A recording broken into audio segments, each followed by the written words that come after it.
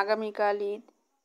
তো তাই ঈদের প্রস্তুতি হিসেবে ঈদের নামাজ পড়ার জন্য ঈদগাহ মাঠ পরিষ্কার করা হচ্ছে। এখানে দেখতে পাচ্ছেন যে পরিষ্কার করা হয়েছে, মাটি দেওয়া হয়েছে যাতে বৃষ্টির পানি না বাঁধে। আর ঈদগাহটা রং করা হয়েছে। প্রতি বছর ঈদগাহটা রং করা হয়ে থাকে। আগে প্রতি বছর ঈদ যখন আসতো ঈদগাহটা আমার বরাব্বা রং করতো। তো সেটা আমাদের আজও মনে পড়ে, বরাব্বা এখন আর আমাদের মাঝে নেই। তো এখন অন্য মানুষ রং করেছে, তাই দেখে বরাবর কথা মনে হলো। তো এখানে দেখতে পাচ্ছেন যে মাটি দেওয়া হয়েছে, তারপর যাতে ধুলাবালি না ওড়ে সেই জন্য পানি দেওয়া হচ্ছে।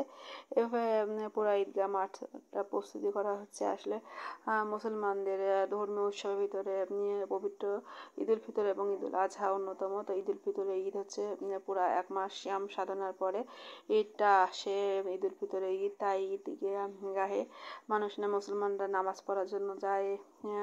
এবং এখানে শুধু নামাজ পড়াই হয় না, এটা মুসলমানদের একটা ভ্রাতৃত্ববোধের সৃষ্টি হয়।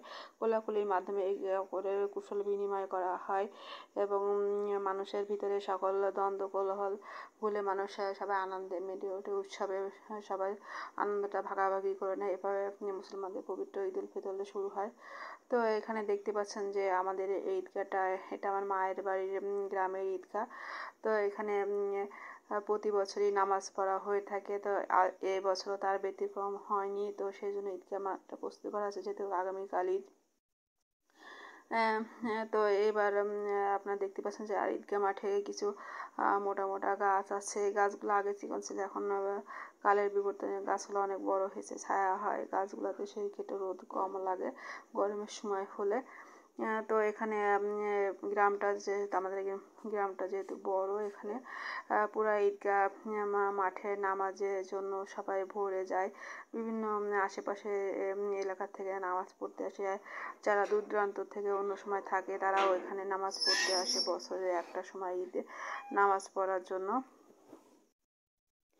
তো আপনাদেরও যারা সবারই গ্রামে ঈদগাহ আছে এবং ঈদের সময় যা শহরে যত ব্যস্ততা থাকলেও সবাই ছুটি পেলে চেষ্টা করে নিজের এলাকায় নামাজটা পড়ার জন্য। তো আমার ভিডিও ভালো লাগলে লাইক কমেন্ট শেয়ার করবেন। আপনাদের গ্রামের ঈদগাহটা কেমন, ঈদে গায়ে গেছেন কিনা ঈদের আগের দিন দেখার জন্য যে এরকম করে রেডি করা হচ্ছে কিনা কমেন্টে একটা জানাবেন। আর আমার ভিডিও ভালো লাগলে লাইক কমেন্ট শেয়ার করবেন। আমার বেশি ভালো লাগলে টাইমলাইনে একটা শেয়ার করে দিবেন। আমাদের ঈদগাহটা কেমন একটা কমেন্ট করে জানাবেন।